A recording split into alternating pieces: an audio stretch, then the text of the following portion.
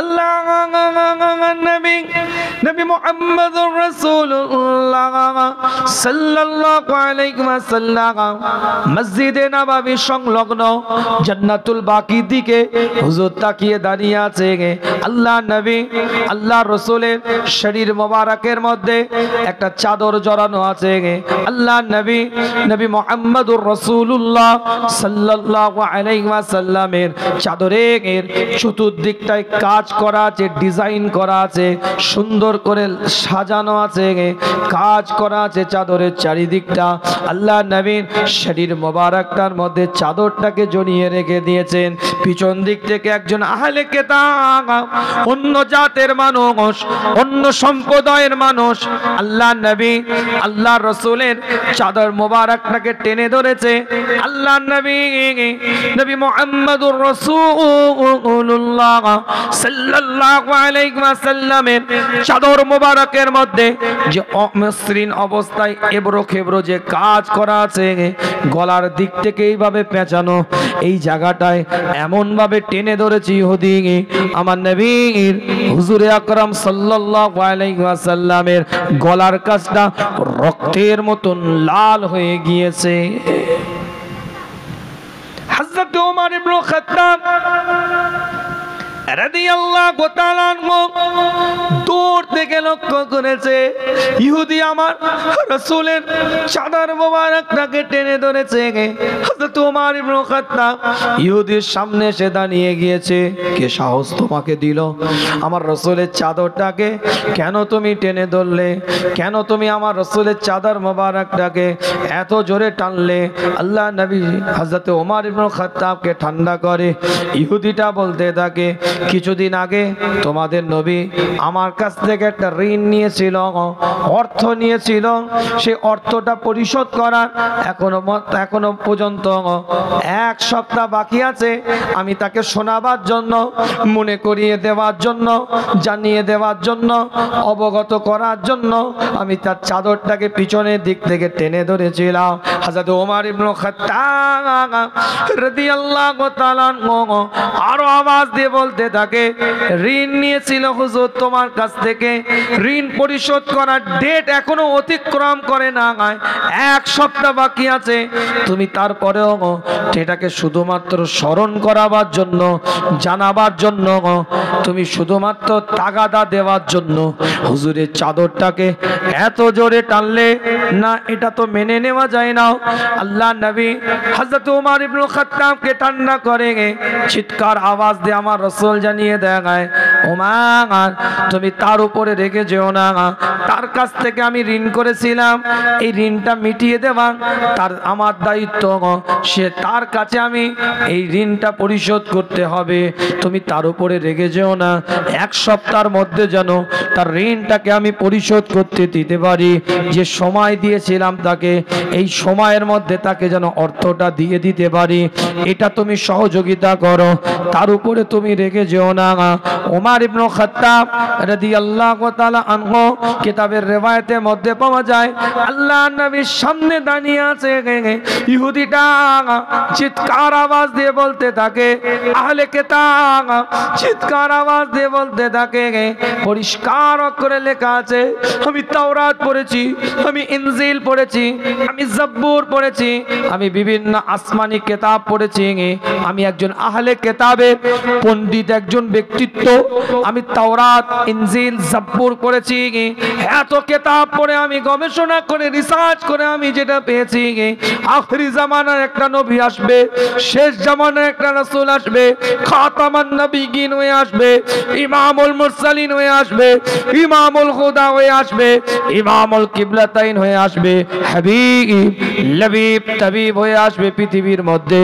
High Omar ইবনে খাত্তাবের সামনে, হুজুরের সামনে দাঁড়িয়ে আহলে কিতাব বলতে থাকে, আমি বিভিন্ন বিবরণ যেটা তাওরাত তাওরাত ইনজিল জাব্বুরের মধ্যে পেয়েছিলাম সেগুলো আপনার সাথে মিলিয়েছি, সব কিছু বিবরণ পেয়ে গিয়েছি। আপনি আখেরি জামানার নবী, শেষ জামানার নবী, কিন্তু একটা জিনিস দেখাচ্ছিল, সেই কেতাবে লেখা আছে আখেরি জামানার নবীর রাগ থাকবে না, চট করে রেগে যাবে না, রাগান্বিত হবে না। সেজন্য আমি আপনার চাদর একটু টেনেছিলাম। আজকে প্রমাণ হয়ে যায় আপনি আখেরি জামানার নবী, খাতামান নবীন। আপনি আমাকে ঈমানের কালমা পড়িয়ে দেন, শুধু আমাকে না হয় আমার গোটা পরিবারকে আপনি ঈমানের কালমা পড়িয়ে দেন। শুধু আমার পরিবারকে নয়, আমার গোটা কওমকে আপনি ঈমানের কালমা পড়িয়ে মুসলমান বানিয়ে দেন।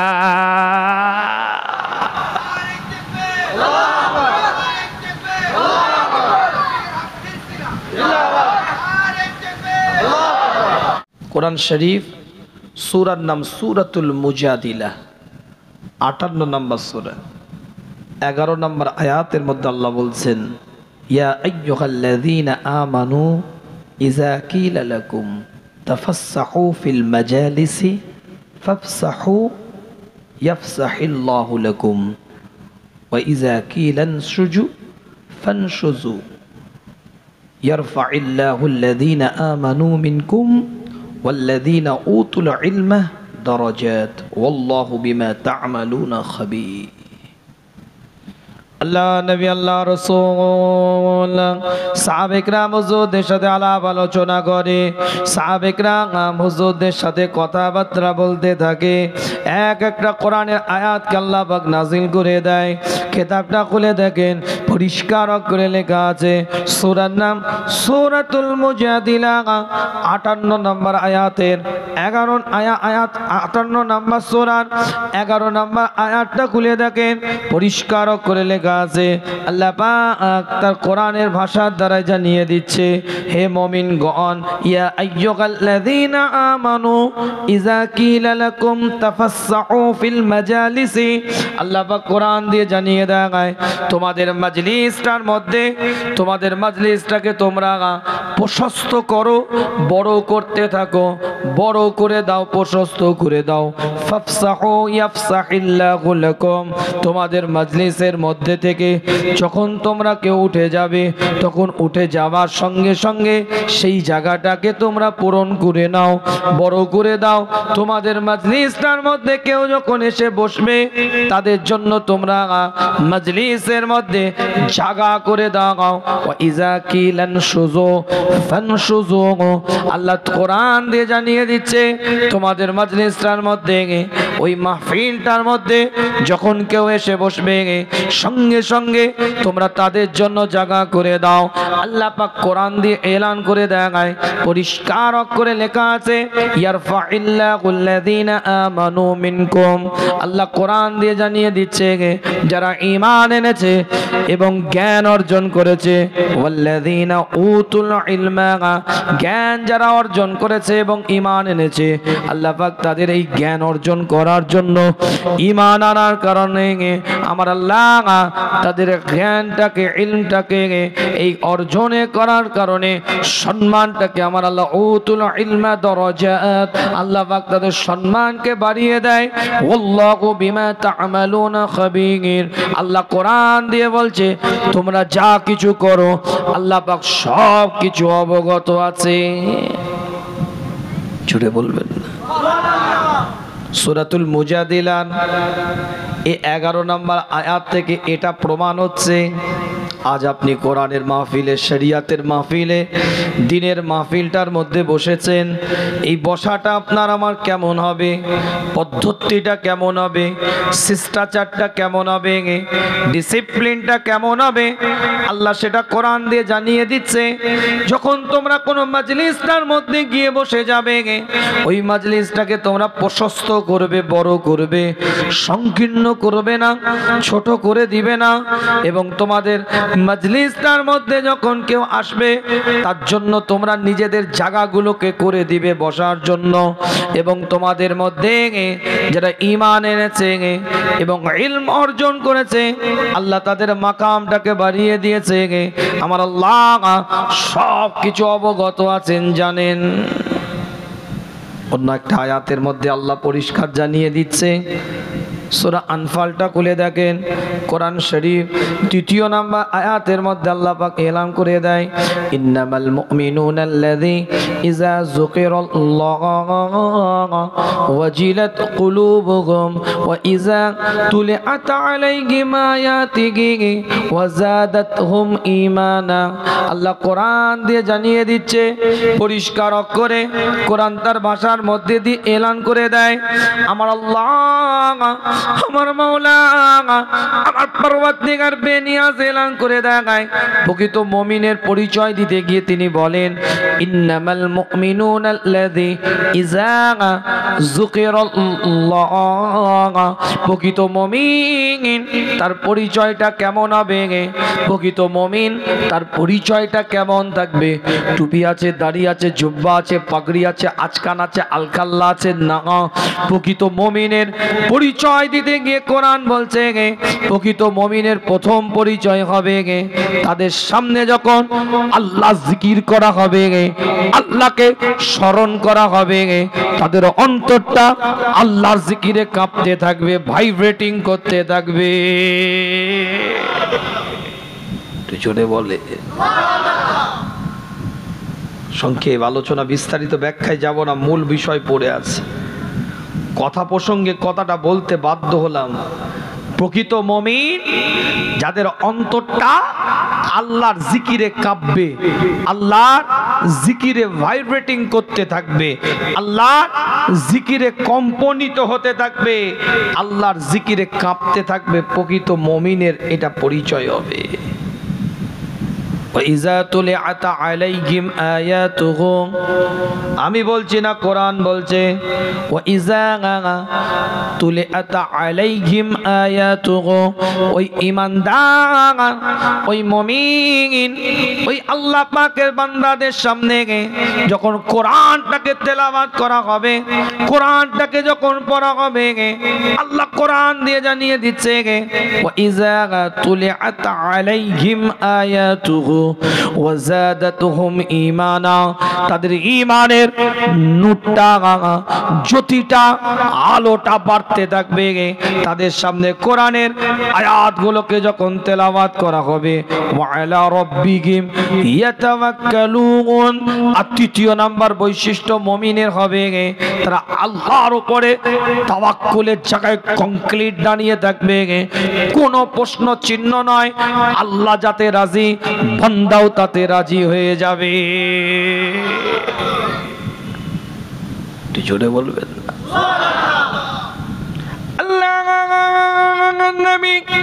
নবী মুহাম্মদুর রাসূলুল্লাহ সাল্লাল্লাহু আলাইহি ওয়াসাল্লামের উপরে একটার পর একটা আয়াত নাযিল হয়ে যাচ্ছে, একটার পর একটা ইবারত নাযিল হয়ে যাচ্ছে।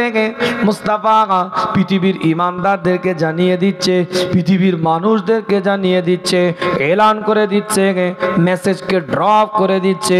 আজকে সূরাতুল মুজাদিলার আয়াত দ্বারাই বুঝিয়েছি ইলমের জ্ঞানের দরকার কি আছে। ইলমের দ্বারাই মর্যাদা আল্লাহ পাক বাড়িয়ে দিবে, মর্তবা আল্লাহ পাক বাড়িয়ে দিবে, নিয়ামতের দ্বারা আল্লাহ পাক পরিপূর্ণ করবে। সেই ইলমটা কি? কোরআনের ইলম। সেই ইলমটা কি? কোরআনের শিক্ষা। সেই ইলমটা কি?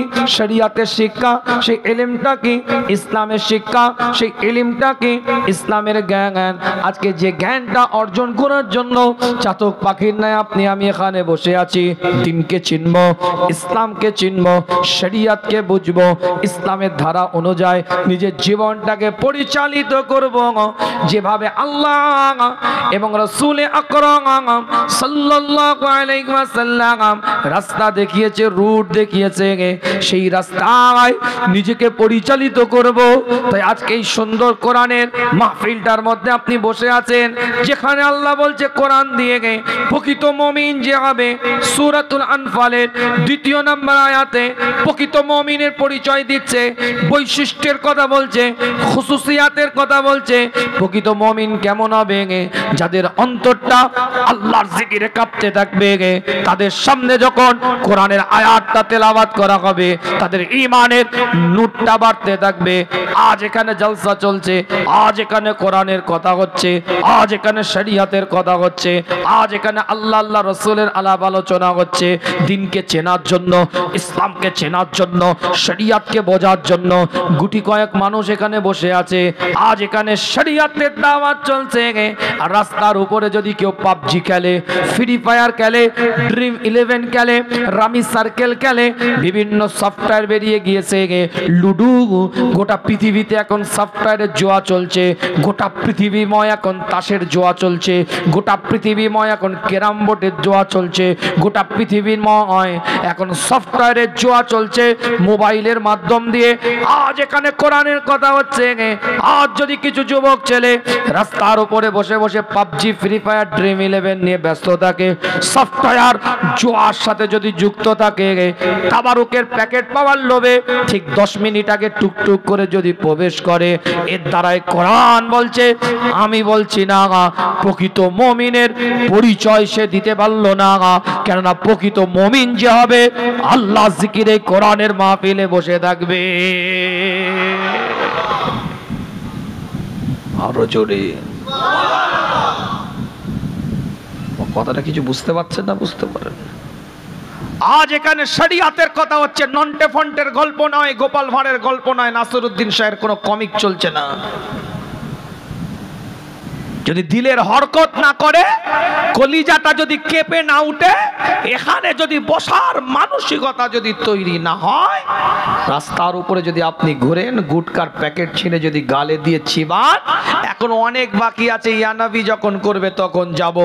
হরকত যদি দিলে না করে, কলিজার মধ্যে যদি স্পন্দন যদি কেঁপে না উঠে, কোরআনের জিকির শুনে, আমি বলিনি আমার কলার ধরে লাভ নেই, আমার বক্তব্য দুটো ইন্টারনেটে কমেন্ট করে আমার লাভ নাই।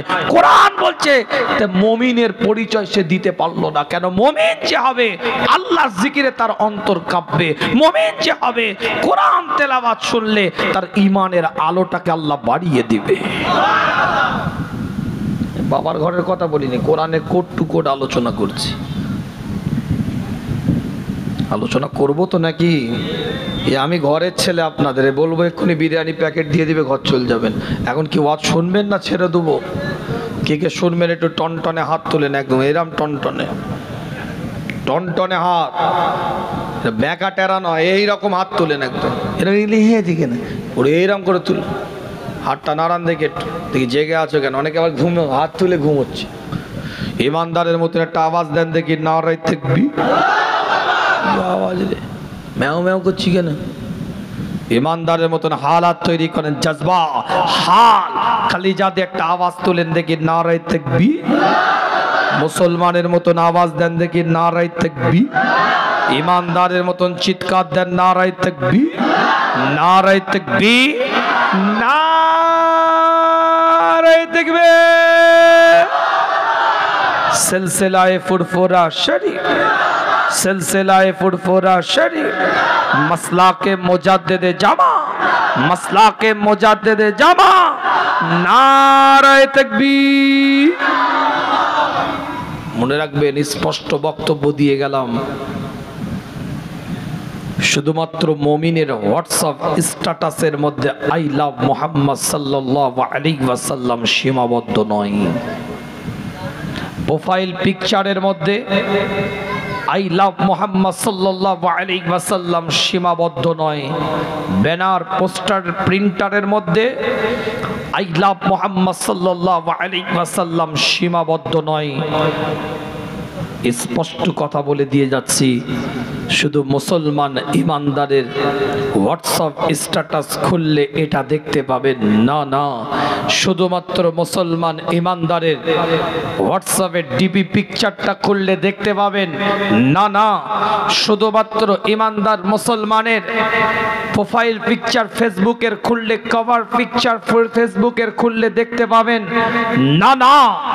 স্পষ্ট কথা বলে দিয়ে যাচ্ছি, 200 কোটি ईमानदार सरकार कायनात के देखे नाय, मदीना दुलाल के देखे नाय, इमामुल किबलतैन के देखे नाय, इमामुल हुदा के देखे नाय, किन्तु 200 कोटी ईमानदारेर शुधु फेसबुक, व्हाट्सएप, इमो, भाइबर इसकापेर मध्य सीमाबद्ध आई लाभ मुहम्मद सल्लल्लाहु अलैहि वसल्लम नय। 200 कोटी ईमानदारेर कलिजाटा केटे देखले आई लाभ मुहम्मद सल्लल्लाहु अलैहि वसल्लम देखा जाबे। आरो जोरे, आरो चित्कार। कि बे कथा ठीक बोललाम ना भूल बोललाम? आलोचना बोझार चेष्टा करें, आलोचना नेवार चेष्टा करें। एकटार पर एकटा आजके आलोचना करे जाबो इनशाআল্লাহ। আল্লাহ যদি আমার মুখ থেকে আলোচনাটাকে করিয়ে নেন। কিতাবটা খুলে দেখেন, বানোয়াটি আলোচনা আপনাদের খেদমাতে নয়, সংক্ষেপ বোঝাতে চেয়েছিলাম আপনাদের খেদমাতে। আজকে এই মাজলিসটার মধ্যে জীবনের নীতিমালাটাকে তৈরি করার জন্য আপনি আমি বসবো। এই জায়গায় জীবনটাকে সঠিক রাহে সঠিক রাস্তায় পরিচালিত করব। তাই এই জায়গায় এই স্থানে আপনি আমি বসবো। একটার পর একটা দলিল আপনাদের খেদমাতে প্রকৃত ইমানদারের পরিচয় দিতে গিয়ে আল্লাহ কোরআনের মধ্যে জানিয়ে দিলেন। সূরা আনফালের 2 নম্বর আয়াতের শেষ অংশে আল্লাহ বলছেন ওয়া আলা রাব্বিকি ইয়াতাওয়াক্কালুন। আল্লাহর উপরে তাওয়াক্কুল রাখতে হবে, আল্লাহর উপরে ভরসা রাখতে হবে। তাওয়াক্কুলের জায়গায় মজবুত তৈরি হয়ে যেতে হবে। এই তাওয়াক্কুল তখনই হবে, প্রত্যেকটা উলামারা বলে, প্রত্যেকটা মুফাসসিরিনরা বলে, প্রত্যেকটা মুহাদ্দিসিনদের কল অনুযায়ী পাওয়া যায় এই তাওয়াক্কুল তখনই তৈরি হবে যখন ঈমানদার সবরের মধ্যে দিয়ে জীবনটাকে তৈরি করতে পারবে, ধৈর্য ধারণের মধ্যে দিয়ে যখন ঈমানদার কলিজাটাকে সাজিয়ে তুলতে পারবে, সবর অন্তরের মধ্যে আনতে পারবে, ধৈর্য অন্তরের মধ্যে আনতে পারবে। যত ধৈর্যের জায়গায় কমপ্লিট হবে তত রবের উপরে তাওয়াক্কুলটা মজবুত হয়ে যাবে। যত সবরের ধৈর্যের জায়গা মজবুত করতে পারবেন, সবরের জায়গা মজবুত করতে পারবেন, তত আল্লাহ পাক আপনাকে আমাকে তাওয়াক্কুলের জায়গা, আল্লাহর উপরে ভরসার জায়গা মজবুত করে দিবে। আজকে এই দুটো পয়েন্টের উপর আলোচনা করব। ইলম নেওয়ার জায়গা, ইলম নিতে এসেছি। আল্লাহ সম্মান বাড়িয়ে দিয়েছে, মাকাম বাড়িয়ে দিয়েছে। এখানে এসে আল্লাহ জিকিরে যদি অন্তর কাঁপে মুমিনের পরিচয় পাওয়া যাবে। কোরআনের আয়াত শুনে যদি ঈমানের নূরটা বেড়ে যায় মুমিনের পরিচয় পাওয়া যাবে। এই আয়াতের শেষ লগ্নে শেষ অংশে আল্লাহ বলছেন তাওয়াক্কুল জায়গায় মজবুত হতে হবে। আর যার মধ্যে তাওয়াক্কুল মজবুত হবে, এই তাওয়াক্কুলটাকে মজবুত করতে গেলে সবর ধৈর্য কলিজার মধ্যে আনতে হবে। সূরার নাম সূরাতুল বাকারা, কোরআন শরীফ 2 নম্বর সূরা 153 নম্বর আয়াতের মধ্যে আল্লাহ বলছেন ইয়া আইয়ুহাল্লাযীনা আমানুস্তাঈনু বিস-সাবরি ওয়াস-সালাতি ইন্নাল্লাহা মা'আস-সাবিরিন। আল্লাহ পাক কোরআনের মধ্যে বলছে হে মুমিনগণ তোমরা ধৈর্য ধারণ করো, সালাতের মাধ্যমে সাহায্য চাও, নিশ্চয়ই আল্লাহ পাক ধৈর্যশীলদের সাথে আছেন। আল্লাহ নবী মুহাম্মদুর রাসূলুল্লাহ সাল্লাল্লাহু আলাইহি ওয়াসাল্লামের উপরে এক একটা কোরআনের আয়াতকে আল্লাহ পাক নাযিল করে দেয়। আল্লাহ পাক কোরআনের মধ্যে জানিয়ে দেয় ওয়াসবির সাবরান জামিলা। সূরা মুআরিজের মধ্যে আল্লাহ বলছেন 70 নম্বর সূরার 5 নম্বর আয়াতের মধ্যে আল্লাহ জানিয়ে দিলেন ফাসবির। আল্লাহ কোরআনের মধ্যে বলছেন ফাসবির সাবরান জামিলা। আল্লাহ বলছেন তুমি উত্তম রূপে ধৈর্য ধারণ করো। আল্লাহ কোরআন দিয়ে জানিয়ে দেয় সূরার নাম সূরাতুন নাহল 16 নম্বর সূরা 127 নম্বর আয়াতের মধ্যে আল্লাহ পাক এলান করে দিচ্ছে ওয়াসবির ওয়ামা সাবক। আল্লাহ কোরআনের মধ্যে বলছেন ওয়াসবির তোমরা ধৈর্য ধারণ করো কামা সাবারা আল্লাহ কোরআন দিয়ে বলছেন পরিষ্কার অক্ষরে লেখা আছে ওয়াসবির ওয়ামা সাবরুকা ইল্লা বিল্লাহি ওয়ালা তাহজান আলাইহিম ওয়ালা তাকু ফি দাইকিম মিম্মা ইয়ামকুরুন আল্লাহ কোরআন দিয়ে জানিয়ে দেয় ধৈর্যের সাথে কাজ করতে থাকো তোমরা এই সবর আল্লাহরই তৌফিকের ফল তাদের কর্মের দুঃখ বোধ করো না তারা যত চালবাজি করছে তাতে তোমরা মন নষ্ট করো না আল্লাহ নবী মুহাম্মদুর রাসূলুল্লাহ সাল্লাল্লাহু আলাইহি ওয়াসাল্লামের উপরে একটার পর একটা আয়াত আল্লাহ পাক নাজিল করে দিতে থাকে ধৈর্যটা কেমন ভাবে ধরতে হবে সবরটা কেমন ভাবে করতে হবে কেন বান্দা যখনই ধৈর্য ধারণ করবে সবর যখন বান্দা করবে ধৈর্যের জায়গায় যখন বান্দা থাকবে তখন বান্দা আল্লাহর উপরে তাওয়াক্কুলের জায়গা রবের উপরে তাওয়াক্কুলের জায়গা আরো মজবুত করতে পারবে আরো সুন্দর করে তাওয়াক্কুলের জায়গাটাকে সাজিয়ে তুলতে পারবে যত ধৈর্য ধারণ করতে পারবে তাওয়াক্কুলের জায়গা তত মজবুত করতে পারবে আমি বলি না কোরআন তার ভাষার মধ্যে দিয়ে এলান করে দেয় পরিষ্কার অক্ষরে লেখা আছে একাধিক আয়াত দ্বারাই প্রমাণিত আল্লাহ কোরআন দিয়ে জানিয়ে দিয়েছে একাধিক ইবারত দ্বারাই প্রমাণিত ধৈর্য ধারণ করাটা আপনার আমার নৈতিক দায়িত্ব ধৈর্য ধারণ করাটা আপনার আমার জন্য নৈতিক কর্তব্য কিতাবটা খুলে দেখেন বুখারী শরীফের হাদিস বলছে কোন আলেমের মাজাল নেই 5684 নম্বর হাদিস মুসলিম শরীফের মধ্যে 6405 নম্বর হাদিস আন আবি হুরায়রা রাদিয়াল্লাহু আনহু আন্না রাসূলুল্লাহ সাল্লাল্লাহু আলাইহি ওয়াসাল্লাম قال ليس الشديد بالسرعة إنما الشديد الذي يملك نفسه عند الغداء আল্লাহ পাক কোরআন দিয়ে জানিয়ে দেয় একাধিক আয়াতের মধ্যে প্রমাণিত মুস্তাফা হাদিস দিয়ে প্রমাণ করে দিচ্ছে হুজুর আমার হাদিস দিয়ে জানিয়ে দিচ্ছে মুত্তাফাকুন আলাইহি হাদিস দ্বারা প্রমাণিত লাইসা শাদীদু বিসসুরআতি ইন্নামাশ শাদীদুল্লাযী আল্লাহ কোরআন আল রাসূল হুজুর পাক সাল্লাল্লাহু আলাইহি ওয়াসাল্লাম হাদিস দ্বারাই বলছেন ইন্নামাশ শাদীদুল্লাযী ইয়ামলিকু নাফসাহু ইনদাল গাদাব প্রকৃত বাহাদুর সে যে নিজের রাগকে নিয়ন্ত্রণ করলো ধৈর্য ধারণ করলো সেই হচ্ছে পৃথিবীর মধ্যে প্রকৃত বাহাদুর হিসাবে পরিচয় লাভ করলো জোরে বলবেন না আরো চিৎকার দিয়ে বলা যাবে না প্রকৃত বাহাদুরকে ক্ষমতা পাওয়ার কার আছে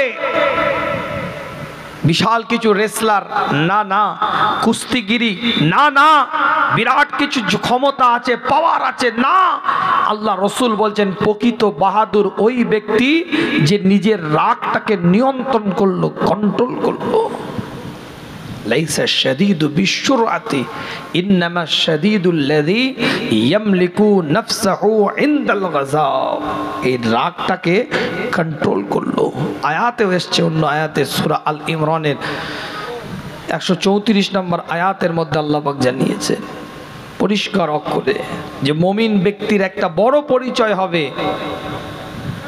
কাযিবিনাল গাইজ কাযিবিনাল গাইজ সে রাগটাকে নিয়ন্ত্রণ করবে ওয়াল আফিনা আনিন নাস মানুষকে ক্ষমা করবে রাগ নিয়ন্ত্রণ রাগ কন্ট্রোল করা মুমিন ব্যক্তির একটা বড় পরিচয় আল্লাহ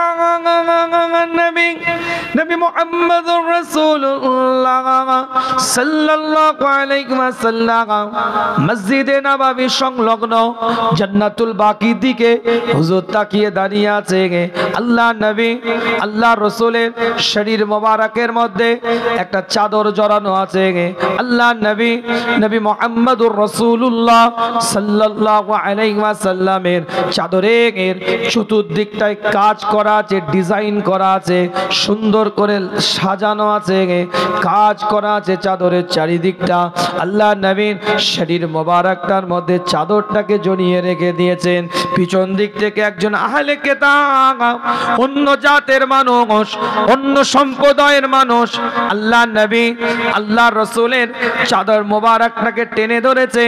আল্লাহ নবী নবী মুহাম্মদুর রাসূলুল্লাহ সাল্লাল্লাহু আলাইহি ওয়াসাল্লামের চাদর মোবারকের মধ্যে যে অমসৃণ অবস্থায় এবড়ো খেবড়ো যে কাজ করা আছে, গলার দিক থেকে এইভাবে পেঁচানো, এই জায়গাটায় এমন ভাবে টেনে ধরেছে ইহুদি, আমার নবীর হুজুরে আকরাম সাল্লাল্লাহু আলাইহি ওয়াসাল্লামের গলার কাছটা রক্তের মতন লাল হয়ে গিয়েছে।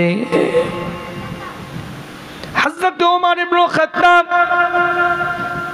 রাদিয়াল্লাহু তাআলা আনহু দূর থেকে লক্ষ্য করেছে ইহুদি আমার রাসূলের চাদর মোবারকটাকে টেনে ধরেছে। হযরত ওমর ইবনে খাত্তাব ইহুদির সামনে এসে দাঁড়িয়ে গিয়েছে। কে সাহস তোমাকে দিল আমার রাসূলের চাদরটাকে কেন তুমি টেনে ধরলে? কেন তুমি আমার রাসূলের চাদর মোবারকটাকে এত জোরে টানলে? আল্লাহ নবী হযরত ওমর ইবনে খাত্তাবকে ঠান্ডা করে ইহুদিটা বলতে থাকে, কিছুদিন আগে তোমাদের নবী আমার কাছ থেকে একটা ঋণ নিয়েছিল, অর্থ নিয়েছিল, সেই অর্থটা পরিশোধ করার এখনো পর্যন্ত 1 সপ্তাহ বাকি আছে। আমি তাকে শোনাবার জন্য, মনে করিয়ে দেওয়ার জন্য, জানিয়ে দেওয়ার জন্য, অবগত করার জন্য আমি তার চাদরটাকে পিছনের দিক থেকে টেনে ধরেছিলাম। হযরত ওমর ইবনে খাত্তাব রাদিয়াল্লাহু তাআলা আরো আওয়াজ দিয়ে বলতে থাকে, ঋণ নিয়েছিল হুজুর তোমার কাছ থেকে, ঋণ পরিশোধ করার ডেট এখনো অতিক্রম করে না, 1 সপ্তাহ বাকি আছে। তুমি তারপরেও এটাকে শুধুমাত্র স্মরণ করাবার জন্য, জানাবার জন্য, তুমি শুধুমাত্র তাগাদা দেওয়ার জন্য হুজুরের চাদরটাকে এত জোরে টানলে না, এটা তো মেনে নেওয়া যায় না। আল্লাহ নবী হযরত ওমর ইবনে খাত্তাবকে ঠান্ডা করে চিৎকার আওয়াজ দিয়ে আমার রাসূল জানিয়ে দেয়, ওমর তুমি তার উপরে রেগে যেও না, তার কাছ থেকে আমি ঋণ করেছিলাম, এই ঋণটা মিটিয়ে দেওয়া তার আমার দায়িত্ব, সে তার কাছে আমি এই ঋণটা পরিশোধ করতে হবে, তুমি তার উপরে রেগে যেও না। 1 সপ্তাহের মধ্যে যেন তার ঋণটাকে আমি পরিশোধ করতে দিতে পারি, যে সময় দিয়েছিলাম তাকে, এই সময়ের মধ্যে তাকে যেন অর্থটা দিয়ে দিতে পারি, এটা তুমি সহযোগিতা করো, তার উপরে তুমি রেগে যেও না।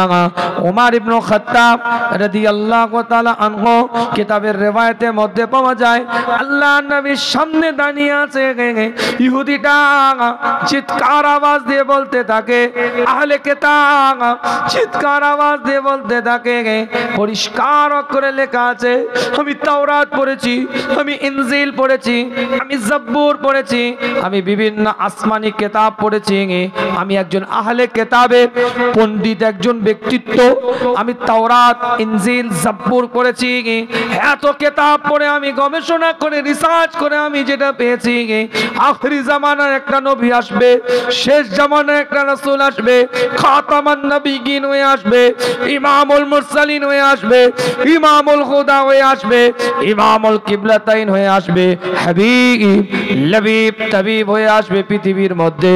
হাই ওমর ইবনে খাত্তাবের সামনে, হুজুরের সামনে দাঁড়িয়ে আহলে কিতাব বলতে থাকে, আমি বিভিন্ন বিবরণ যেটা তাওরাত ইনজিল জাব্বুরের মধ্যে পেয়েছিলাম সেগুলো আপনার সাথে মিলিয়েছি, সব কিছু বিবরণ পেয়ে গিয়েছি, আপনি আখিরি জামানার নবী, শেষ জামানার নবী, কিন্তু একটা জিনিস দেখাচ্ছিল, সেই কিতাবে লেখা আছে আখিরি জামানার নবীর রাগ থাকবে না, চট করে রেগে যাবে না, রাগান্বিত হবে না, সেজন্য আমি আপনার চাদরটা ধরে একটু টেনেছিলাম।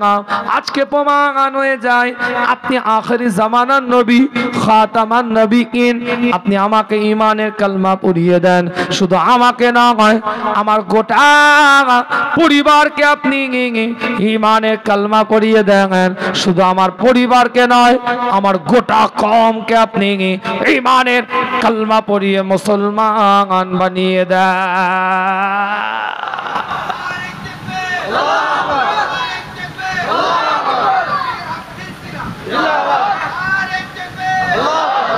ইসলাম আদর্শের উপরে দাঁড়িয়ে আছে, নীতিমালার উপরে দাঁড়িয়ে আছে। সবর করেছিলেন, ঘুরিয়ে চড় মারতে পারতেন, কেন চাদর ধরে টানলি? 1 সপ্তাহ তোর কাছ থেকে ঋণ বাকি আছে নেওয়ার, থাপ্পড় মারতে পারতেন। অপরাধী তো হুজুর নয়, এই কথা বলেন না। অপরাধী তো হুজুর ছিলেন না। যদি ঋণ নেওয়ার পরে সময় যেটা মেয়াদ যেটা দিয়েছেন সেটা যদি অতিক্রম করতেন তাহলেও ওয়াদা করে ওয়াদা খেলাপের একটা প্রসঙ্গ থাকতো। 1 সপ্তাহ বাকি, আল্লাহ রসুল সবর করলেন, গোটা কম ইমানের কালমা পড়ে মুসলমান হয়ে গেল। তাই আল্লাহ কোরআনের মধ্যে বলছেন সবরের একটা গুরুত্ব আছে, আর সবর করলে আল্লাহ তাওয়াক্কুলকে বাড়িয়ে দেয়। জোরে বলেন না সুবহানাল্লাহ। আল্লাহ নবী মুহাম্মদুর রাসূলুল্লাহ সাল্লাল্লাহু আলাইহি ওয়াসাল্লাম জানিয়ে দেয়, জামে তিরমিজির মধ্যে হাদিসটার রিওয়ায়াত, না বানোয়াটে আলোচনা নয়। গভীর রাত্রিরে আপনার কষ্ট করে যখন বসে আছেন একটু দলিল দিয়ে কথাগুলো বলে যায়। পরিষ্কার করে লেখা আছে জামে তিরমিজি, ইমাম তিরমিজি রাহমাতুল্লাহ আলাইহি লিখিত কিতাব, সংকলিত কিতাব 2263 নম্বর হাদিসটা খুলে দেখেন। হযরত আনাস ইবনে মালিক থেকে হাদিসটা রিওয়ায়াত। আল্লাহ নবী মুহাম্মদুর রাসূলুল্লাহ সাল্লাল্লাহু আলাইহি ওয়াসাল্লাম জানিয়ে দেয়, মানুষ এমন একটি সময় আসবে, মানুষের নিকট এমন একটি সময় আসবে যখন দিনের উপরে অবিচল ব্যক্তিত্বের দৃষ্টান্ত হবে হাতে জ্বলন্ত কয়লা ধারণকারী ব্যক্তির মতো। হাতে জ্বলন্ত কয়লা ধারণকারী ব্যক্তির মতো দিনের উপরে অতিষ্ঠ থাকা, দিনের উপরে মজবুত থাকা, এই রকম ব্যক্তি ওই রকম হবে যেমন একটা কয়লা হাতের মধ্যে উত্তপ্ত নিয়ে থাকাটা কষ্টকর, তার থেকেও দিনের উপরে মানুষ দাঁড়িয়ে থাকাটা বেশি কষ্টকর হয়ে থাকবে। হাতে রান্না হচ্ছে না, দেখেন তো আগুন নেওয়া যায় কি না? নেওয়া যাবে? যাবে না। হযরতে আনাস ইবনে মালিক রাদিয়াল্লাহু তাআলা আনহু বলছেন, জামে তিরমিজির হাদিস, ওই হাতের মধ্যে আগুন, এটা নেওয়া যতটা কষ্ট তার থেকেও দিন, ইসলাম, শরিয়াত, কোরআন, ইসলামের নীতি আদর্শের উপরে অটুটভাবে মজবুত অবস্থায় দাঁড়িয়ে থাকা আরো বেশি কষ্ট। সেই যুগে আপনি একটা জালসার মাহফিল দিচ্ছেন, চারটিখানি বিষয় নয়। সেই যুগে এই গভীর রাত্রে এতগুলো মানুষ কোরআনের কথা শুনবে বলে হাঁ করে বসে আছে, এটা ছোটখাটো ভাবে দেখবেন না। ভুল ত্রুটি থাকতে পারে, ওটা ভিন্ন বিষয়। আমার কথাটা কিছু বুঝতে পারছেন না? বুঝতে পারেন, ভুল ত্রুটি থাকতে পারে, ওটা অন্য বিষয়। আমারও আছে, আমাদের আছে, কার কম কারো বেশি। কিন্তু এই আবেগ, এই ভালোবাসা, এই দরদ, এই আখেরি জামানায় মানুষদের মধ্যে পাওয়া দূরবীন দিয়ে খোঁজার মতো, তাও পাওয়া যাবে কি সন্ত? কি দরকার? ইন্টারনেট, ইউটিউব, সোশ্যাল মিডিয়ায় জুনায়েদ সিদ্দিকীর ওয়াজের অভাব? এই কথা বলে না কেন? ইন্টারনেট, ইউটিউব, সোশ্যাল মিডিয়া, ফেসবুকে সানাউল্লাহ সিদ্দিকীর ওয়াজের অভাব? আমার কথাটা ছেড়ে দেন, আমাকে খরচার খাতায় রাখে। তো কেন চাতক পাখির নাই বসছিলেন? কেন ওয়াজ শুনতে বসে আছেন? কিসের জন্য? আবেগ, ভালোবাসা, দরদ, আল্লাহ রসুলের কিছু কথা শুনবো, শরিয়াতকে জানবো, নিজের জীবনটাকে সেই রাস্তায় পরিচালিত করব। জোরে বলে, আর একটু জোরে বলা যাবে না? আল্লাহ নবী মুহাম্মদুর রাসূলুল্লাহ সাল্লাল্লাহু আলাইহি ওয়াসাল্লামের হাদিস, বুখারী শরীফ বলছে, পরিষ্কার করে লেখা আছে 5686 নম্বর হাদিস, হযরত আবু হুরায়রা রাদিয়াল্লাহু তাআলা আনহু থেকে হাদিসটা রিওয়ায়াত। আন আবি হুরায়রা আন্না রাজুলান ক্বালা লিন-নবী সাল্লাল্লাহু আলাইহি ওয়াসাল্লাম আওসিনি ক্বালা لا تغضب وفردت مرا فقال لا تغضب। আল্লাহর রাসূলের দরবারে একজন এসে জিজ্ঞাসা করে, ইয়া রাসূলুল্লাহ, ইয়া হাবিবাল্লাহ, হুজুর আপনি আমাকে কিছু উপদেশ দেন। হুজুর আপনি একটু উপদেশ আমাকে দেন, আপনি উপদেশ আমাকে দেন। আল্লাহ নবী মুহাম্মদুর রাসূলুল্লাহ সাল্লাল্লাহু আলাইহি সাল্লামকে বলছে আউসিনি আউসিনি, আল্লাহর রাসূলকে বলছে হুজুর আপনি একটু উপদেশ দেন। ক্বালা লা তাগদাব, তুমি রাগ করো না। হুজুর তাকে উপদেশ দিলেন তুমি রাগ করো না। আবার ওই সাহাবা বলছে ফরাদ্দাত মাররান, আবার বারবার ওই সাহাবা বলছে, আবার জিজ্ঞাসা করছে ক্বালা লা তাগদাব, আল্লাহর রাসূলকে যতবার বলছে হুজুর আপনি উপদেশ দেন, হুজুর আপনি উপদেশ দেন, হুজুর আপনি আমাকে কিছু বলেন, আল্লাহর নবী ততবার বলছে তুমি রাগ করো না, তুমি রাগ করো না, তুমি রেগে যেও না। রাগ নিয়ন্ত্রণ করতে হবে, অত সহজ নয়। আজকে বলেন আপনি বিবেক বুদ্ধি চিন্তা ভাবনা চেতনা দিয়ে, বেশি দূর যেতে হবে না, আপনার পারিবারিক চিন্তা করেন, আপনি আমার ঘরে যেতে হবে না, আপনার ঘরটা আপনি ঢুকেন।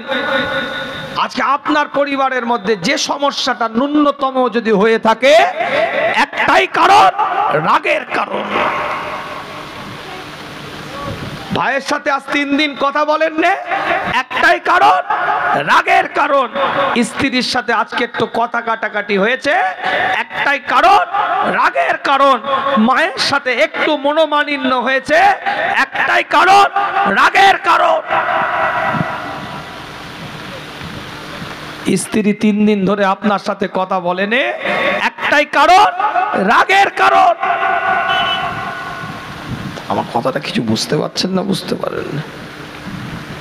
ওই সাহাবা হুজুর এসে বলছে হুজুর কিছু বলেন, কিছু উপদেশ দেন, কি করে জীবন যাপন করব, চলবো, কোন পথে কিভাবে হাঁটবো, একটু উপদেশ দেন, একটু কিছু বলে, একটু কিছু জানান, একটু কিছু শোনান। হুজুর বলছেন আউসিনি, হুজুরকে বলছেন ক্বালা লা তাগদাব, যতবার বলছে ততবার হুজুর বলছে তুমি রাগ করো না, রেগে যেও না। আবার রিপিট করেছে ফরাদ্দাত মাররান, আবার বলেছে রিপিট করে। হুজুর কিছু বলেন, কিছু জানান, উপদেশ দেন। আল্লাহ রাসূল ততবার বলছে তুমি রেগে যেও না, রাগ করো না। রাগ নিয়ন্ত্রণ করা এটা শুধুমাত্র আপনার আমার শরীয়তের দৃষ্টিভঙ্গিতে আপনাকে আগিয়ে নিয়ে যাবে না, আপনাকে বাস্তব জীবনে রাগ যদি নিয়ন্ত্রণ করতে পারেন সব জায়গায় আপনি গেনার হয়ে যাবেন। কেন, যে রেগে গেল তার মস্তিষ্ক এলো, মোবাইল হ্যাং হয়ে গেল, কাজ করে? এ কথা বলে না কেন? মোবাইলটা যদি হ্যাং হয়ে যায় কাজ করবে? রেগে যাওয়া মানে ব্রেন হ্যাং করে যাবে, ভালো কথাও মনে থাকবে না। আপনি রাগের সাথে ঝগড়া করেন, রেগে গিয়ে ঝগড়া করেন, আপনি কোনো পয়েন্ট পাবেন না থেকে যে ঝগড়ার মাধ্যমে তাকে যে কথায় আপনি গ্রাস করে কথা দিয়ে তার কথা যে কাটবেন, এটা কাটতে পারবেন না। কেন? আপনি রেগে গেছেন, রাগার কারণে ব্রেন হ্যাং করে গেছে, হ্যাং করে যাওয়ার কারণে আপনি ব্যালেন্স করতে পারছেন না কথা। আমার কথা কিছু বোঝা যাচ্ছে না? বোঝে? আজকে যত এলোমেলো যা পরিবেশ, যা কিছু দেখছেন, একমাত্র রাগ আর হিংসা, এই দুটো কারণে যত কিছু যা দেখছেন পৃথিবীর বুকে, রাগ আর হিংসা, এই দুটো জিনিসে মানুষ ডুবে গিয়েছে, সমাজ ডুবে গিয়েছে। কিতাবটা খুলে দেখেন না, বনওয়াটি আলোচনা আপনাদের খেদমাতে নয়, মুসলিম শরীফের হাদিস বলছি, আল্লাহ নবী মুহাম্মদুর রাসূলুল্লাহ সাল্লাল্লাহু আলাইহি ওয়াসাল্লামের উপরে একটা যেমন কোরআনের আয়াত আল্লাহ পাক নাজিল করে দিয়েছে, মুস্তাফা হাদিসের মাধ্যমে বিভিন্ন ভাবে বিভিন্ন সময় বিভিন্ন কিছু এলান করে দিয়েছে। একটা ইবারত নিয়ে আজকে আলোচনা আপনাদের খেদমাতে। ইমাম মুসলিম রাহমাতুল্লাহ আলাইহি মুসলিম শরীফের মধ্যে লিখছে 7229 নম্বর হাদিসের মধ্যে হযরত শুআইব রাদিয়াল্লাহু তাআলা আনহু হতে বর্ণনা করা হয়েছে, আল্লাহ নবী করিম সাল্লাল্লাহু আলাইহি ওয়াসাল্লাম বলছে মুমিনের ব্যাপারটা আশ্চর্যজনক। হুজুর বলছে মুমিনের ব্যাপারটা আশ্চর্যজনক, আল্লাহ নবী বলছে মুমিনের ব্যাপারটা আশ্চর্যজনক। আগে মুমিনের পরিচয় দিয়েছে আপনাদেরকে কোরআন দিয়ে, মুমিনের পরিচয় বৈশিষ্ট্য খুসুসিয়াত বলেছি কোরআন দিয়ে। এখানে হুজুর বলছে মুমিনের বিষয়টা আশ্চর্যজনক, তারা সমস্ত কাজেই, তাদের সমস্ত কাজেই কল্যাণ আছে। আমি বলছি না, মুস্তাফা বলছে মুমিনের সমস্ত কাজে এর মধ্যেই কল্যাণ জড়িয়ে আছে। মুমিন ছাড়া অন্যের ব্যাপারে এরূপ নয়, মুমিন ছাড়া অন্যের ব্যাপারে এরূপ নয়। তার জন্য আনন্দের কোনো কিছু যে হলে আল্লাহ শুকর করে তাতে তার মঙ্গল আছে।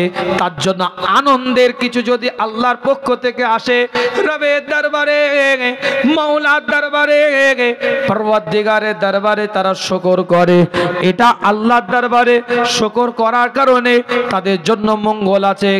আবার ক্ষতিকারক কিছু হলে তারা ধৈর্য ধারণ করে। এই ধৈর্যের মধ্যে আল্লাহ তাদের কল্যাণ রেখে দিয়েছে।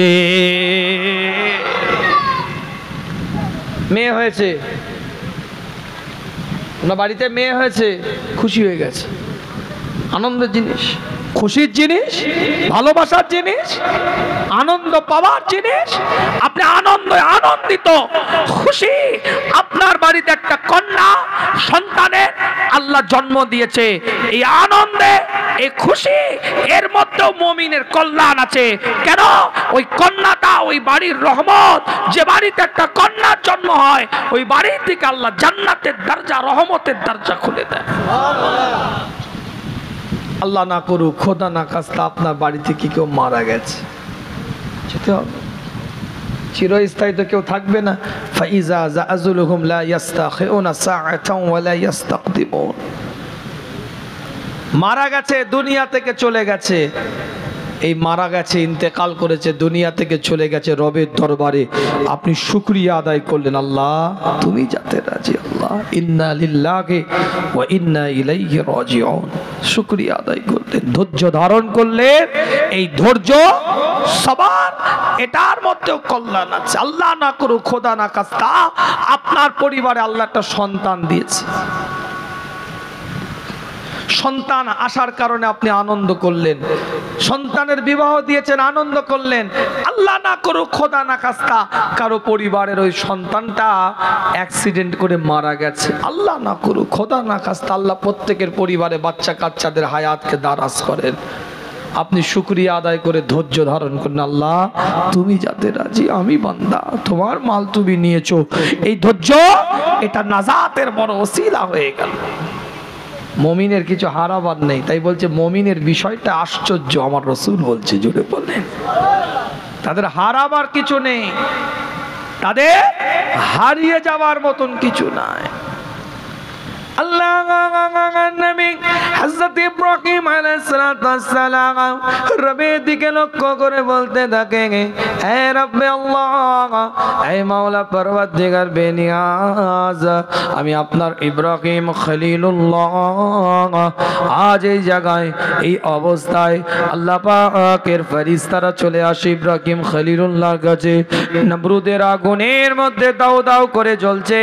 ইব্রাহিম খলিলুল্লাহ ফেরেশতারা এসে দাঁড়িয়ে থাকে, ইব্রাহিম খলিলুল্লাহকে বলতে থাকে, আপনি একবার বলেন, আমরা ফেরেশতারা আপনার পানিটাকে নিভিয়ে দেব, পানি দিয়ে আপনার আগুনটাকে নিভিয়ে দেব।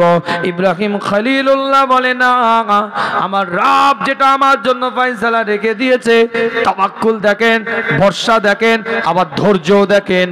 ওই অবস্থায় উত্তপ্ত আগুনের মধ্যে আমার আল্লাহ তিনি যখন নিভিয়েছে, শান্তিময় করেছে, আনন্দময় করেছে, ওই তাওয়াক্কুলের উপরে ধৈর্য ধারণ করে ইব্রাহিম নমরুদের আগুনের মধ্যে শুয়ে আছে।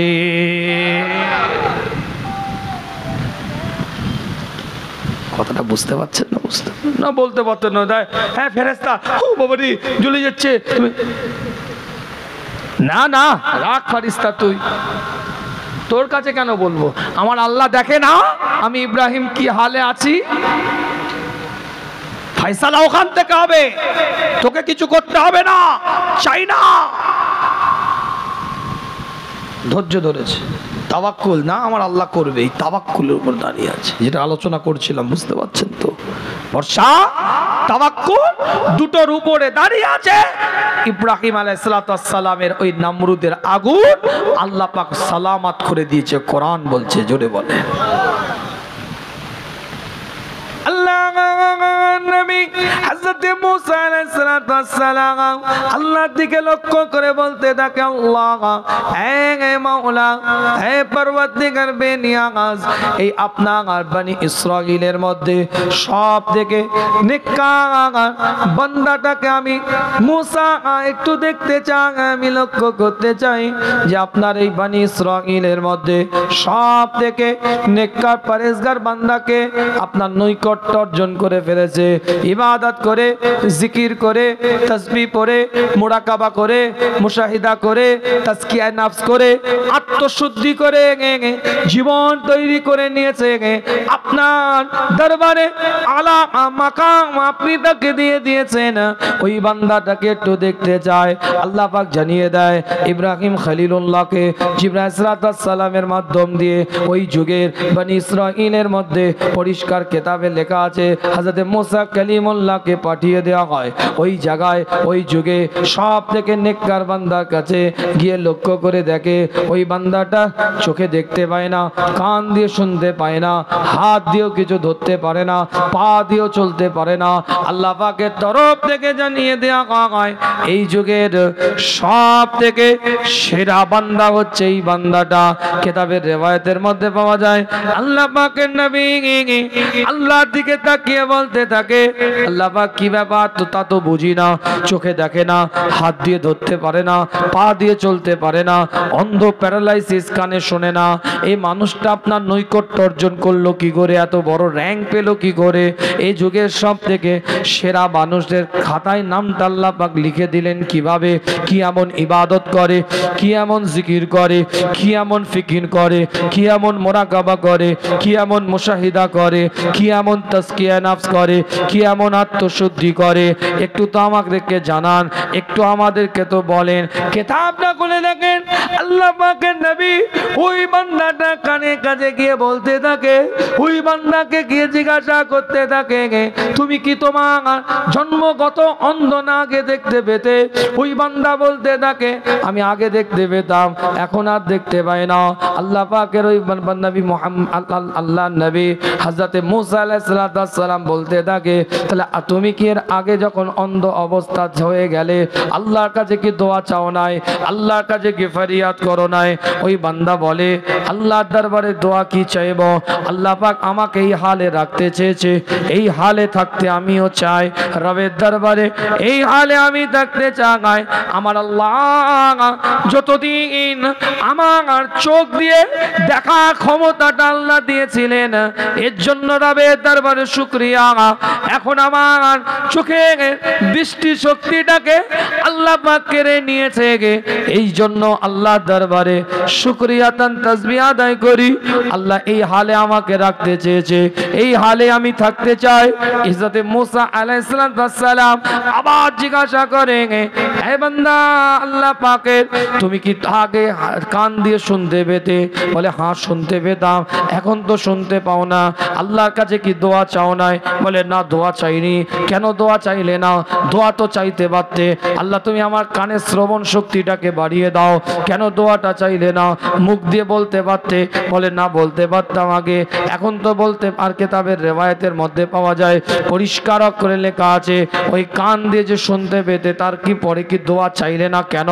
আল্লাহ পাকের ওই বান্দা আওয়াজ দিয়ে চিৎকার দিয়ে বলতে থাকে, আল্লাহ পাক যতদিন আমার কান দিয়ে শোনার ক্ষমতাটা দিয়েছিল, এর জন্য রবের দরবারে শুকরিয়া আদায় করি, আল্লাহর দরবারে শুকরিয়া আদায় করি। এখন আল্লাহ পাক আমার কান দিয়ে শোনার ক্ষমতাটাকে কেড়ে নিয়েছে। আল্লাহ এই হালে আমার উপরে রাজি, আমিও আল্লাহর উপরে রাজি হয়ে গিয়েছি। আগে কি হাত দিয়ে ধরতে পারতে? বলে, হ্যাঁ ধরতে পারতাম। পা দিয়ে কি চলতে পারতে? হ্যাঁ চলতে পারতাম। আল্লাহর কাছে কি দোয়া চাইলে না, ফরিয়াদ কি করলে না? ওই বান্দা বলতে থাকে, যতদিন আল্লাহ পাক আমার হাত দিয়ে ধরার ক্ষমতাটা দিয়েছিল, ততদিন আল্লাহর দরবারে আমি শুকরিয়া আদায় করি। এখন আমার আল্লাহ আমাকে প্যারালাইসিস করে দিয়েছে, হ্যান্ডিক্যাপ করে দিয়েছে, এই হালে আল্লাহ আমাকে দেখতে চায়, এই হালেও আমি বান্দা থাকতে চাই। এর মধ্যেই আমার কিছু ভালাই আছে, হয়তো আমার দূরদর্শিতায়, আমার চিন্তাতে আমি বুঝছি না, কিন্তু আমার আল্লাহ এর মধ্যে আমার কিছু ভালাই রেখে দিয়েছে। তাই রবের দরবারে আমি কোন সময় কোন দোয়া আল্লাহর কাছে চাই নাই, আল্লাহ যাতে রাজি আমি বান্দাও তাতে রাজি হয়ে আছি। হযরতে মুসা আলাইহিস সালাম রবের দরবারে লক্ষ্য করে আওয়াজ দিয়ে চিৎকার দিয়ে বলতে থাকে, আল্লাহ এ বান্দা কোন জিকিরের কারণে নয়, কোন ফিকিরের কারণে নয়, কোন মুরাকাবার কারণে নয়, কোন মুশাহিদার কারণে নয়, এই বান্দা কেবলমাত্র তোমার উপরে তাওয়াক্কুল রাখার কারণে, তোমার উপরে ভরসা রাখার কারণে এই বান্দাকে এই যুগের সেরা বান্দাদের তালিকায় নামটা লিখে দিয়েছো। আরো জোরে, আরো জোরে।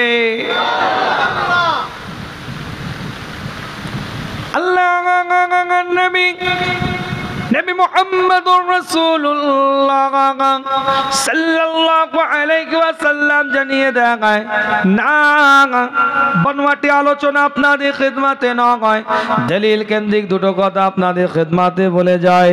পরিষ্কার করে লেখা আছে, মাসনাদে আহমদটা খুলে দেখেন, 5840 নম্বর হাদিস, হযরত আব্দুল্লাহ ইবনে ওমর থেকে হাদিসটা রিওয়ায়াত।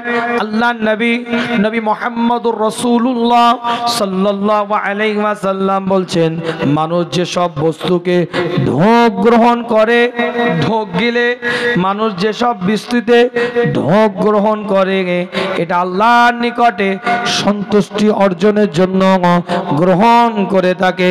আল্লাহর নিকটে ঢোক গেলাটাও একটা সন্তুষ্টি অর্জনের বহির্প্রকার। এই ঢোক গেলার কারণেও আল্লাহ পাক বান্দার নামায় আমলে সওয়াব লিখে দেয়। জোরে বলবেন, আরো জোরে।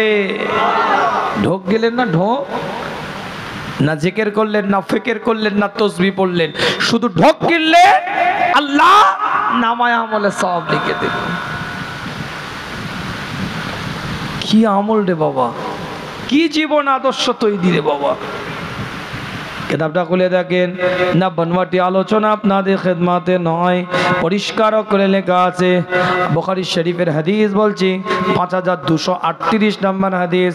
কিতাবটা খুলে দেখেন, হযরত আবু সাঈদ খুদরি রাদিয়াল্লাহু তাআলা আনহু থেকে হাদিসটা রিওয়ায়াত, হযরত আবু হুরায়রা রাদিয়াল্লাহু তাআলা আনহু থেকে হাদিসটা রিওয়ায়াত। কোন মুসলিম ব্যক্তি মানসিক বা শারীরিক কষ্ট পেলে, কোন শোক বা দুঃখ পেলে, অথবা চিন্তাগ্রস্ত হলে, সে যদি ধৈর্য ধারণ করে, আল্লাহ প্রতিদান তার জন্য সকল গুনাহগার আল্লাহ পাক মাফ করে দেন, ক্ষমা করে দেন। এমনকি যদি সামান্য একটা কাঁটাও তার পায়ের মধ্যে বাঁধে, আমার আল্লাহ তারও সিলায়, তারও কারণে ওই বান্দাকে ক্ষমা করতে থাকে, মাফ করতে থাকে।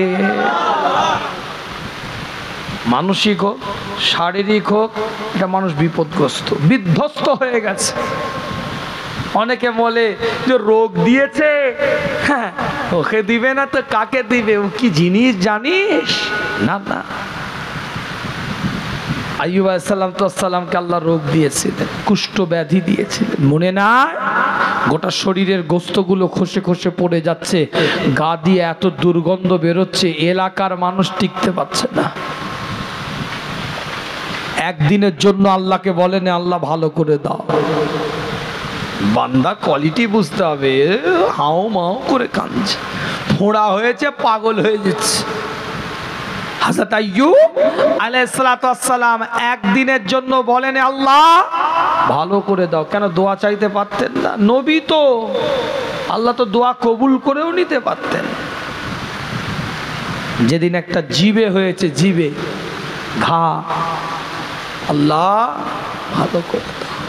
আল্লাহ তুমি আমার জীবের ঘাটাকে ভালো করে দাও। আল্লাহ বলছে এতদিন গোটা শরীরের গোস্তগুলো খসে খসে পড়ে যাচ্ছে, পচন ধরে গেছে কুষ্ঠ ব্যাধির কারণে, একদিনের জন্য দোয়া চাইলি না, আজ চাইছিস কেন? বলে আল্লাহ এতদিন জবানে তো রোগটা দাওনি, জিভ নাড়াতাম তোমাকে ডাকতাম, জিভ নাড়াতাম তোমাকে স্মরণ করতাম, শরীরে জ্বালা যন্ত্রণা ব্যথা সব কিছু ভুলে যেতাম। আল্লাহ আজ তো জিভ নাড়াতে পারি না, ঠোঁট নাড়াতে পারি না, আজ তো জিভার মধ্যে ঠোঁটের মধ্যে তুমি রোগটা দিয়ে চললা, গোটা শরীরে দাও, তোমাকে যেন ডাকার ক্ষমতা আমার জিভের মধ্যে থাকে। আল্লাহ সব কিছু আমি তোমার ডাকের মাধ্যম দিয়ে সব কষ্টকে সহ্য করে নেব। আরো জোরে চিৎকার দিয়ে বলা যাবে না? ভলিউমটা দেন না, এই মাইকলা সামনে ভলিউমটা দেন, ফিডব্যাকটা দেন, ফিডব্যাক দেন, গলা টানছে। আল্লাহ পাক কবুল করেন, সকলে বলেন আমিন। তুই জোরে বলা যাবে না আমিন? চিৎকার দিয়ে বলা যাবে না আমিন? আল্লাহ নবী মুহাম্মদুর রাসূলুল্লাহ সাল্লাল্লাহু আলাইহি ওয়াসাল্লাম এলান করে দেখায়, হাদিস বলছি কোন চটি কিতাবের গল্প নয়, পরিষ্কার করে লেখা আছে, কিতাবটা খুলে দেখেন, এটাও মুসলিম শরীফের হাদিস। আল্লাহ নবী মুহাম্মদুর রাসূলুল্লাহ সাল্লাল্লাহু আলাইহি ওয়াসাল্লাম জানিয়ে দেয়, যে ব্যক্তি তার সম্পদ থেকে কিছু সম্পদ এদিক ওদিক হয়ে যায়, অর্থাৎ যদি নষ্ট হয়ে যায়, ওই সম্পদ চলে যাওয়ার পরে সে যদি ধৈর্য ধারণ করে, আল্লাহ পাক নিয়ামত দিবে, নাজাতের ওসিলা বানিয়ে দিবে।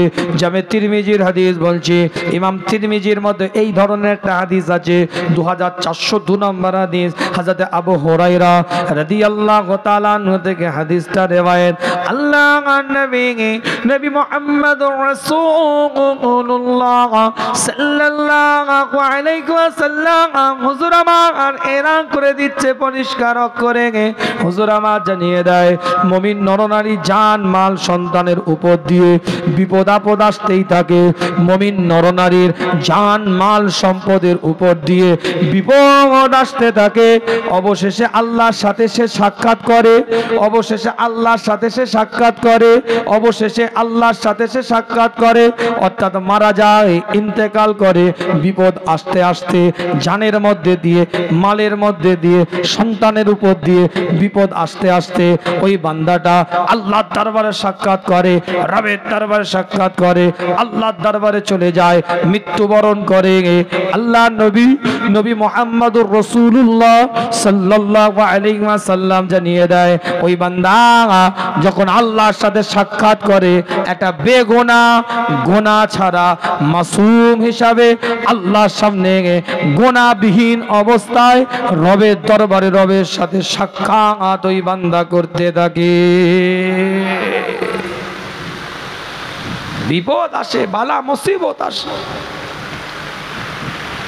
কিন্তু ধৈর্য ধারণ করে, সবর করে, যখন আল্লাহর দরবারে চলে যায়, মারা যায়, ইন্তেকাল করে, হুজুর বলছেন সে যেন বেগুনাহ, তার জন্য কোনো গুনাহ নেই, গুনাহ ছাড়া অবস্থায় রবের দরবারে হাজির আদায়। জোরে বলেন না সুবহানাল্লাহ।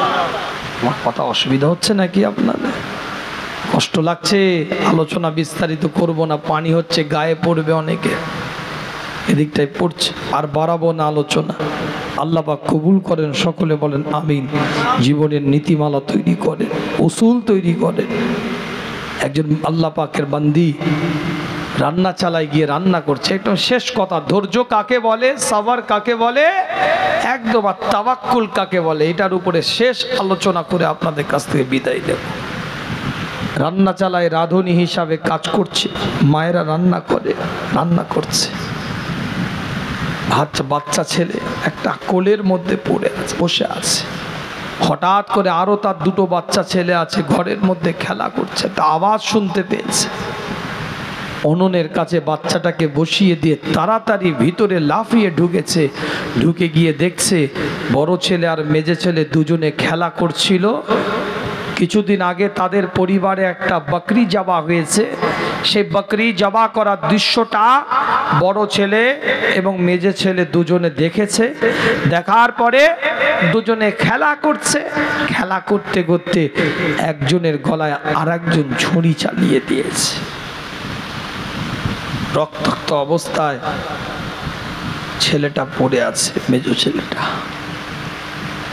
মারা গেছে। মা বড় ছেলে কোথায় খুঁজতে বেরিয়েছে, কোথায় চলে গেল। খুঁজতে খুঁজতে দেখে যে জায়গায় লাকড়ি রাখে, কাঠ রাখে, ওই কাঠ রাখার জায়গায় বড় ছেলেকে দূর থেকে দেখতে পেয়েছে। টুকটুক করে মা গিয়ে দেখে বড় সন্তানটা, ছেলেটাও বেঁচে নাই, মারা গেছে। ওই কাঠের মধ্যে বিষাক্ত সাপ ছিল, লক্ষ্য করে দেখে দংশন করেছে। কেন? ভয়ে নৌকাতে গেছে। ঘটনা দেখে মায়ের জান বড় ছেলেটাকে কোলে করে নিয়ে এসে মেজো ছেলেটার কাছে রেখেছে। দুটো বাচ্চা মৃত অবস্থায় ওই জায়গায় পড়ে আছে। কিতাবটা খুলে দেখেন, আল্লাহ পাকের এই বান্দি আল্লাহ পাকে কাবা বাইতুল্লাহটাকে তাওয়াফ করে। সূরা আল ইমরানটা খুলে দেখেন, ৩য় নাম্বার সূরা ৯৬ নাম্বার আয়াতের মধ্যে আল্লাহ পাক জানিয়ে দেয়, ইন্না আউওয়ালা বাইতিন উদিয়া লিন-নাস লাল্লাযী বিবাক্কাতা মুবারাকাও ওয়া হুদাল লিল আলামিন। পৃথিবীর প্রথম ঘর এই কাবা বাইতুল্লাহ, যেটা মানুষের জন্য আল্লাহ বরাদ্দ করে দিয়েছে। লাল্লাযী বিবাক্কাতা, যেটা বাক্কার মধ্যে অবস্থিত, যেটা মক্কার মধ্যে অবস্থিত, যেটা বালাদুল আমিনের মধ্যে অবস্থিত। আল্লাহ পাক কোরআন দিয়ে পরিষ্কার করে জানিয়ে দেয়, যারা ওখানে যাবে, ওই জায়গায় গিয়ে যারা উপস্থিত হবে, রবের পক্ষ থেকে তাদেরকে মোবারক করা হবে, আহলান সাহলান করা হবে। শুধু তাই নয়, আল্লাহ কোরআন দিয়ে বলছে ওয়াহুদাল লিল আলামিন, আর আমি আল্লাহ ওই জায়গাটাকে হেদায়েতের কারখানা হিসাবে কবুল করে নিলাম। আল্লাহ পাকের বান্দি, আল্লাহ পাকে কাবা বাইতুল্লাহটাকে তাওয়াফ করে। আল্লাহ পাকে কাবা বাইতুল্লাহটাকে তাওয়াফ করতে করতে লব্বাইক আল্লাহুম্মা লব্বাইক বলে আওয়াজ দেয়। কাবা বাইতুল্লাহ তাওয়াফ করে। কাবা বাইতুল্লাহ তাওয়াফ করতে করতে বলে, আল্লাহ তুমি যে হালে রাজি, তোমার বান্দিও সে হালে তোমার উপরে রাজি। তুমি যে হালে খুশি, তোমার বান্দিও তোমার উপরে সেই হালে খুশি আছে। খোদা মৌলা পরওয়ারদিগার বেনিয়াজ এইভাবে তওয়াফ করছে আর চিৎকার দিয়ে আল্লাহর কাবা বাইতুল্লাহর দিকে তাকিয়ে বলতে থাকে, আল্লাহ তুমি যে হালে বান্দিকে রেখেছো, সেই হালেই তোমার বান্দি তোমার উপরে খুশি, সেই হালেও তুই বান্দি তোমার উপরে রাজি। আল্লাহ পাকের এক বান্দা লক্ষ্য করে জিজ্ঞাসা করে, তোমার এই পরিস্থিতি কি, এমন সিচুয়েশন তুমি ক্রিয়েট করছো, কি এমন পরিস্থিতির মধ্যে দিয়ে তুমি সময় কাটাচ্ছ যে বারবার তুমি কাবা বাইতুল্লাহর দিকে তাকাও আর চিৎকার দিয়ে বলছো, আওয়াজ দিয়ে বলছো যে হালে রব রাজি, তুমিও সেই হালে রাজি। কি এমন সিচুয়েশন যে হালে তোমাকে রেখেছে আল্লাহ, সেই হালেও তুমি থাকতে চাও? এই কথা বারবার বলার কারণটা কি? আল্লাহ পাকের বান্দি এইবার বলতে আরম্ভ করেছে, আমার দুই বাচ্চা মৃত অবস্থায় তাকে ওখানে রাখলাম, হঠাৎ করে আমার মনে পড়ে গেল আমার ছোট্ট বাচ্চাটাকে আমি উনুনের কাছে, আগুনের কাছে রেখে বসিয়ে এসেছিলাম। দুই বাচ্চা লাশের ঘর থেকে আমি মা লাফিয়ে গিয়ে ছুটে গিয়ে আমি ওই উনুনের ঘরের মধ্যে, ওই রান্না চালার মধ্যে প্রবেশ করলাম। আমি ঘরের মধ্যে ঢুকে দেখি রান্না চালায় আগুনের মধ্যে দাও দাও করে ছোট্ট বাচ্চাটা জ্বলছে, ছোট্ট বাচ্চাটা আগুনের মধ্যে জ্বলছে। আমি মা আমার চোখের সামনে 3 বাচ্চা আর মৃত দেহ আমি দেখতে পেয়েছি। আমি মা আমার চোখের সামনে 3 বাচ্চাকে গাসাল দেওয়া হয়েছে, দাফনাস্ত করা হয়েছে, কবরে নামানো হয়েছে, কাফন পরানো হয়েছে, জানাজা পড়ানো হয়েছে।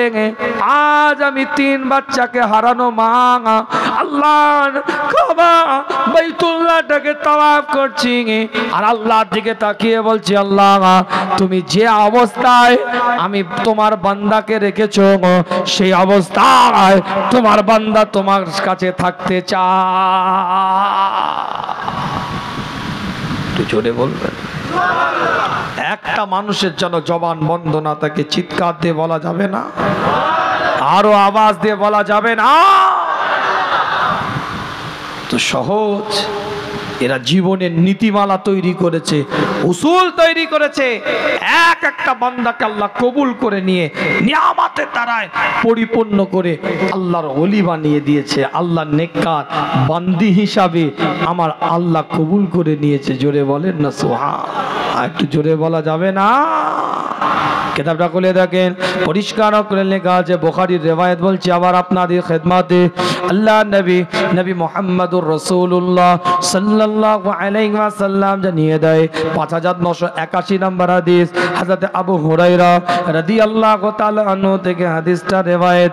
আল্লাহর নবী মুহাম্মদুর রাসূলুল্লাহ সাল্লাল্লাহু আলাইহি ওয়াসাল্লাম জানিয়ে দেয়, মুমিন বান্দাদের জন্য আমার নিকট থেকে জান্নাত ছাড়া আর কোনো পুরস্কার নাই।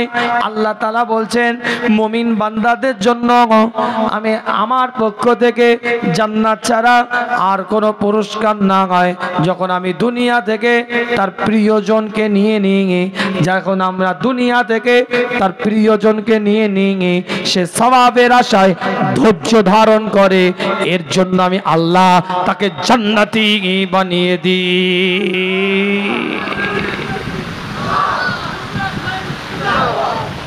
কি বলছে? হাদিস দিয়ে বোঝালাম, ওই মেয়েটা তার প্রিয়জনকে হারিয়েছে, বাচ্চা তরতাজা বুকের দুধ খাইয়ে মানুষ করেছে রক্ত দিয়ে।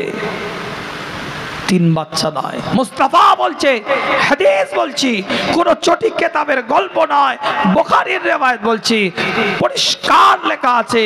আল্লাহ রাসূল বলছেন ওই ব্যক্তিগুলোর জন্য, ওই মুমিনদের জন্য জান্নাত ছাড়া আর কোনো পুরস্কার নাই, যখন তাদের কাছ থেকে তাদের প্রিয়জন চলে যায় কিন্তু তারা ধৈর্য ধারণ করে। জোরে বলবেন না, আরো জোরে বলা যাবে না। আল্লাহ পাক কবুল করেন, সকলে বলেন আমিন। জোরে বলা যাবে না আমিন? আমার কথায় রাগ করছেন নাকি, কষ্ট পাচ্ছেন? একটা একটা করে দলিল দিয়ে বুঝিয়ে গেলাম। জীবনের নীতিমালা তৈরি করেন, উসুল অনুযায়ী জীবন পরিচালনা করেন। হযরত আবু হুরায়রা রাদিয়াল্লাহু তাআলা আনহু থেকে আবার হাদিস রিওয়ায়াত হয়েছে, আল্লাহর নবী মুহাম্মদুর রাসূলুল্লাহ সাল্লাল্লাহু আলাইহি ওয়াসাল্লাম জানিয়ে দেয়, বুখারীর রিওয়ায়াত বলছি 5242 নম্বর হাদিস, আন আবি হুরায়রা ক্বালা ক্বালা রাসূলুল্লাহ সাল্লাল্লাহু আলাইহি ওয়াসাল্লাম মান ইউরিদিল্লাহু বিহি খায়রান ইউসিব মিনহু। আল্লাহর রাসূল জানিয়ে দেয়, আল্লাহর রাসূল জানিয়ে দেয়, আল্লাহর রাসূল জানিয়ে দেন, আল্লাহ যার কল্যাণ চান তাকে বিপদে ফেরে থাকেন, আল্লাহ যার কল্যাণ চায় তাকেই বিপদ দিয়ে থাকে, আল্লাহ যার ভালো চায় তাকেই বিপদ দিয়ে থাকে, যার কল্যাণ আল্লাহ চেয়েছে তাকেই বিপদ দিয়েছে, মুসিবত দিয়েছে। আর এই মুসিবতের মধ্যে এই কল্যাণ পাওয়ার আশায়, আল্লাহ নৈকট্য অর্জন করার আশায় এই মুসিবতের মধ্যে যারা ধৈর্য ধারণ করবে আমার আল্লাহ তাদেরকে মাকাম দান করে দিবে। আরো জোরে, আরো জোরে। যাদেরকে আল্লাহ বিপদ দেয়, এই বিপদ দেওয়ার কারণেই আল্লাহ তাদেরকে কল্যাণ চেয়েছে। মাই ইউরিদিল্লাহু বিহি খায়রান ইউসিব মিনহু, যাদেরকে আল্লাহ কল্যাণ চেয়েছে তাদেরকে আল্লাহ বিপদ দিয়েছে। আর এদিক ওদিক ঘুরতে পারবে না, এসো ভিতরে ঢোকো, আর তো লাইন নেই। কি ভাই কথা ঠিক বলছি না? আল্লাহ পাক কবুল করেন। আসেন সকলে রসুলের শানে দাঁড়িয়ে একটু সালাতুস সালাম পাঠ করে ছোট্ট করে দোয়া করে বিদায় নেব। সকলে মাহফিলে চলে আসেন, এদিক ওদিক ঘুরে পরিবেশ নষ্ট আর করি না আমরা। সকলে মাহফিলে চলে আসেন। ইয়া নবী সালাম। পানি আছে? পানি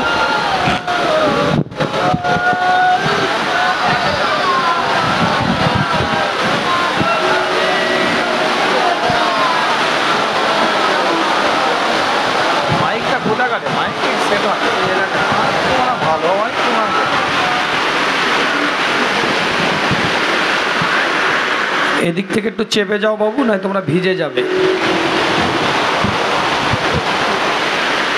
মাশাআল্লাহ, আল্লাহ পাক সকলকে কবুল করেন। সকলে বলেন আমিন।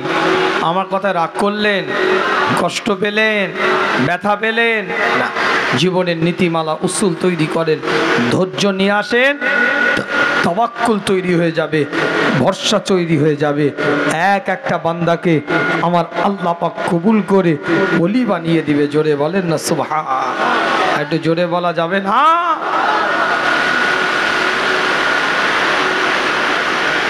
आपका तशरीफ लाना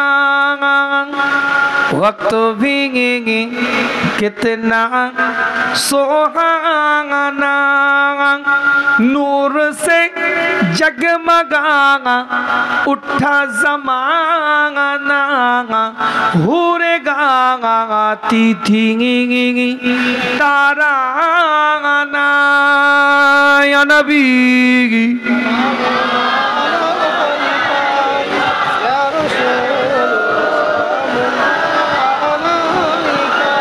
या हबीब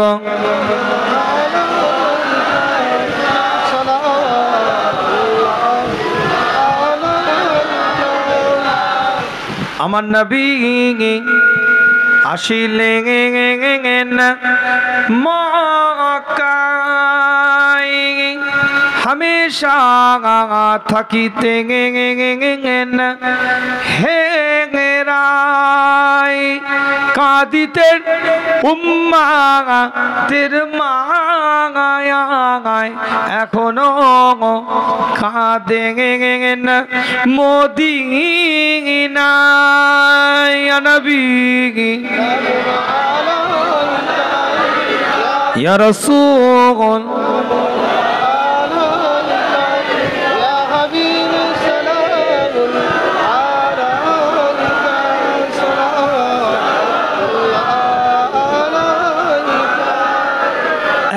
सबा गर जाओ मदीना, तू नबी जिसे एक कहना, आपका एक नाम लेंगे वहाँ आपसे यूं कह रहा था।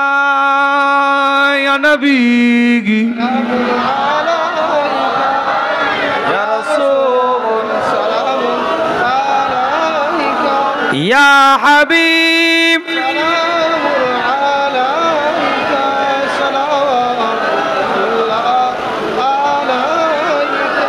रहमतों के ताज वाले, दो जहां के राज वाले, अर्श की मिराज वाले, आसियों के लाज वाले।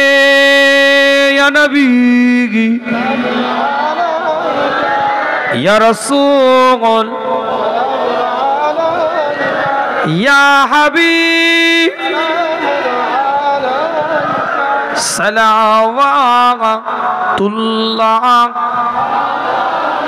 সকলে একটু আগিয়ে আগিয়ে এসে সুন্দরভাবে বসেন, দোয়া সাবরেসানি হবে। বালাগাল উলা বিকামালিহি।